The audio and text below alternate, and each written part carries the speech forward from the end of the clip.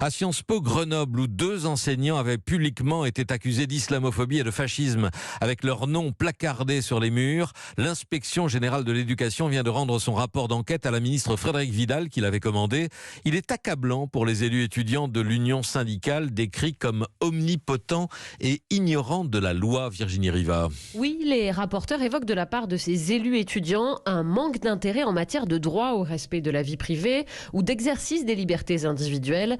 Attitude problématique selon eux pour des étudiants engagés dans un cursus de sciences politiques. Le rapport éclaire bien sûr sur la naissance de l'affaire. Tout commence en novembre lorsque des dissensions se font jour entre 2 enseignants au sein d'un groupe de travail chargé de préparer une semaine pour l'égalité et la lutte contre les discriminations. L'un des 2 professeurs, qui sera mis en cause par la suite, refuse alors d'employer le mot d'islamophobie dans l'intitulé d'une journée de débat. Puis, c'est lors de la rentrée de janvier que les syndicats s'emparent de l'affaire avec une campagne virulente contre le professeur en question sur les réseaux sociaux et contre l'un de ses soutiens, allant jusqu'à lancer un appel à témoignage adressé aux étudiants de son cours sur l'islam pour dénoncer d'éventuels propos islamophobes et à demander la suspension même de ce cours.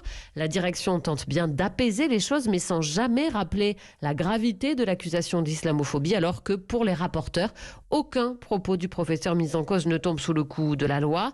La mission réclame donc des mesures disciplinaires fortes pour les étudiants en représentants syndicaux, demande relayée par la ministre Frédérique Vidal. Et Virginie Rivard.